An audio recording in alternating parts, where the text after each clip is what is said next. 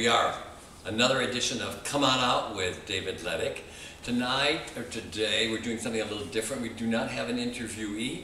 I'm going to talk to you a little bit about books. I've done a lot of books, and I thought, I have a brand new one coming out, and I'm going to talk to you a little bit about that. I've done a lot of books. I think this is my 23rd book, maybe, and I think that my cat, Sammy, is entering the picture. This is my cat from Uruguay, Sammy, the bad teenager. I found him like this big under a car in Uruguay, and he has more papers than I do. He was photographed. It took a lot to get him out, but he's out. He loves it here in Miami Beach. Anyway, I want to talk. I have a new book coming from Bruna Gemunder in Berlin. It is a collection of 38 artists who work with the male nude, but they're painters and their drawings, paintings. It's not photography. So, but I don't know how much you know about what I've done, but one of my big books originally was Naked Men.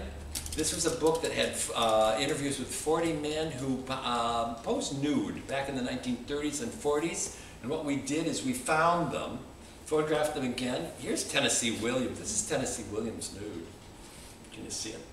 Anyway, we have a number of famous people in here, and the ones who are still living, we found them. We did their photographs as they looked. It was a really interesting book because it did a big thing, I think, for the gay world in that we discovered that people who were gay back in the 30s and 40s were just fine. And they'd had great lives and they'd been happy and productive and done all kinds of stuff, and being gay was not a sad adventure. And then I also did, this is probably my biggest book, it's called The Male Nude, The Brick, from Benedict Taschen in Germany. This is 758 pages of the history of male nude photography. This is a big deal. We sold 50,000 of these years ago, I don't know. And when the Taschen company was 25 years old, they reprinted their 10 top books. This was one of them. They don't tell me how many they've sold. They probably owe me a ton of money. Anyway, I did George Plattlines' definitive book with Taschen.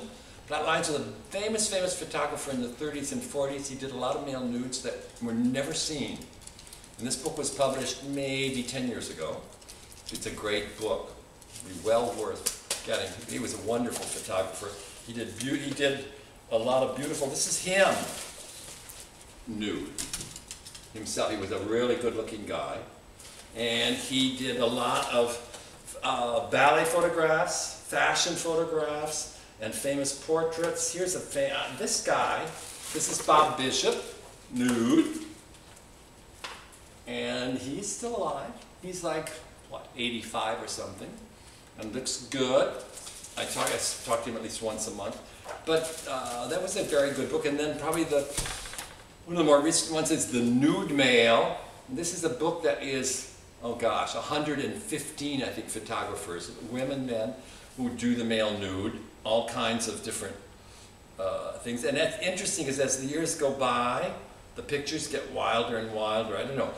Miss Blogg, can I show private parts? Yes. Okay, anyway, oh here, this is my great friend of mine, Harriet Leibowitz. We put her under age nude. This is such a cute picture. Here's the male nude, like this young guy in a hotel room. Harriet did very kind of beautiful classic male nudes, and then I said, Harriet, you gotta beef it up a little.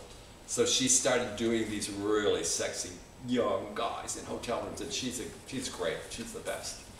Anyway, lots of male nudes in this, but now I'm doing a book for Bruna Gemunder that is going to be really much further out there than we've ever gone before, because I think I can tell you this, one of the rules in male nude books is you cannot show penetration. But now the world has opened up so much, and Gemunder, being in Berlin and being in Europe, they can show penetration. So this is a really hot book. And I'm doing an interesting thing with it. I think I'm doing a really interesting introduction because the theme of the book is that eroticism and art can actually be in the same piece. Just because it's really sexy doesn't mean it's not art. So I've gone back in the introduction and shown how in the Greek pottery, they had a lot of real sexy stuff on that pottery. And in the Renaissance, all those great paintings that were recreated the Greek, well, all those men with their clothes off had their clothes off for a reason.